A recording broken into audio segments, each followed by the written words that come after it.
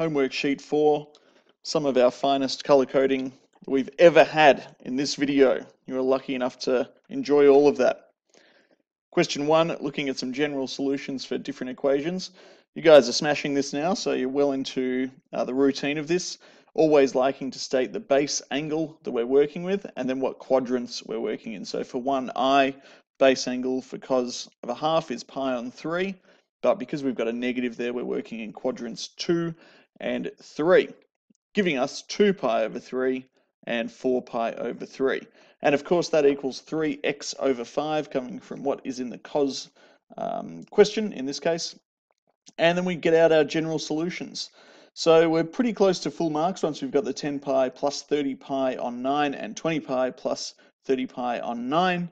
But we must involve our k, and we must write kes. K is an element of z. Very, very important. Losing a mark if you do not do that.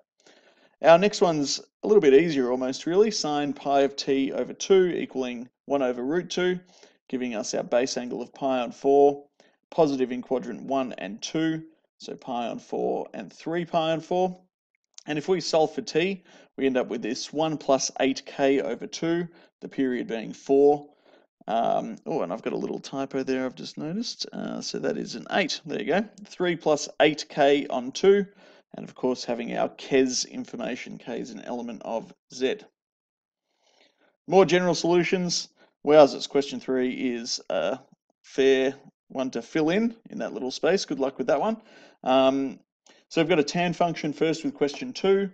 Again, getting our general solution, k is an element of z. With a tan function, we only need the one solution. So because our period is normally pi, or in this case pi on 2, we just use quadrant 1 and 2, base angle in this case being pi on 6, but going to quadrant 2, so 5 pi on 6, solving for x, giving us 7 pi on 12 plus pi on 2k. We can write that as a fraction. We don't necessarily have to. You could just have that final line in blue, but always k is an element of z. So that'll give us any of the solutions for that tan function. Question 3, it was a CAS question, I've just realized, so I would probably get on my CAS and do this. Actually, I'm going to pop it up on the screen. So as you can see now, my working on the right is all accurate and correct. And of course, little trick in this question, we need to do the sum of these solutions. So that's a really important little feature.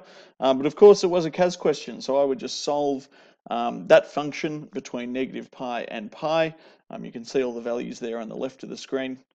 A lot easier than solving through our general solution method. So sum of all the solutions ends up being negative pi on 3. Question 4, nice and easy this one to start off with. The height of a water on a marker at the end of a Glasgow pier varies according to the function. Pretty straightforward. What we need to do first is find the period and amplitude. Period, of course, being 2 pi divided by pi on 6, which equals 12, and the amplitude, whatever is in front of the sine function, is 1.5.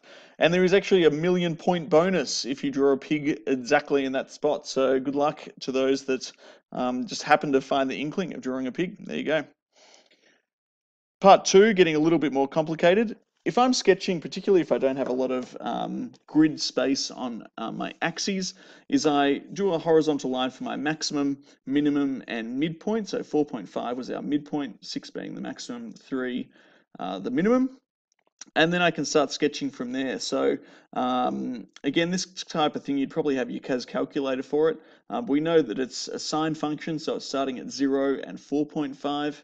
And we know that it's going to go through 2 full cycles, being that the period is 12 by 24 hours. So that's where we get 24 and 4.5. And we know that we'll have our peaks and troughs between those things. So once we start getting those values, it gets a little bit easier to get our shape. So you should have all that information. Endpoints are really important. So we must state our endpoints for 1 mark and getting that shape correct as well. Part 3, find the times when the height of the water is at a maximum. Pretty straightforward there. We can see it's when t is 3 and 15. Little quirk to this question though is that this is starting at 6 a.m. So 3 hours after 6 a.m. is 9 a.m. and 15 hours after 6 a.m. is 9 p.m. So just be careful that you're stating the time correctly there. And same with part IV. So we found our solutions. Again, you'd probably have your CAS for this, but that's okay. We've worked out that T equals 7, 11, 19, and 23. So 7 would be 7 hours after 6 a.m. So that is between 6 a.m., the start of the mapping that we're doing, to 1 p.m. And then 11, well, that's a bit tricky, is 5 p.m. to 19, which is, oh goodness, hold on. Oh, yep, it's 1 a.m. And then between 23, so that is 5 a.m. to 6 a.m., 23 to 24 hours, that last little bit. Again, what we're technically doing there is if we drew a line across here at 3.5, which is somewhere around there. No, it's not. It's around here, because of course that's 4.5, so I'll just take a punt. We're looking for all the time that the graph is above that green line. So between 0 and 7 a.m., around about here, between 5 p.m. and 1 a.m., so that's these sections here, and between 5 a.m. and 6 a.m., this last hour at the end of the day. So that's a bit of a tricky question, but just watch that video again if you're unsure about those times. And sketch it on your CAS if you're unsure. Question 5, the graph of f of x equals tan a of x, and we've got our two asymptotes. The period is just going to be the difference between those asymptotes. So difference being subtraction, we can do pi on 2 minus pi on 6, which is of course 3 pi on 6 minus pi on 6, giving us pi on 3. So that's the period. We don't know what the a value is yet though, so we need to do pi over a, whatever is in front of the x, equaling our period, pi on 3, which comes out for a equals 3. Bit of a tricky thing to know what to do, but once you get started, not too bad, that question. Question 6, another straightforward one. Period is 2 pi divided by pi on 6, which is 12. Range is this movement, so we've gone up 1 unit, our vertical translation of 1 unit up, and then our amplitude is 2, so we're going up and down from 1 by 2 units. So 2 up from 1 is 3, 2 down from 1 is -1, hence our range with square brackets.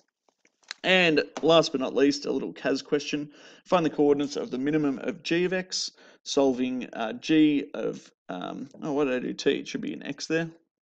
So I'll just change that now, x and x. At -1, that's when our minimum would occur in this equation, and you can see that spits out x equaling 5, so that's 1 mark. We then need this as a coordinate, really important, so we would sub it back into the function, giving us y equals -1, and we've got our coordinate for that final question.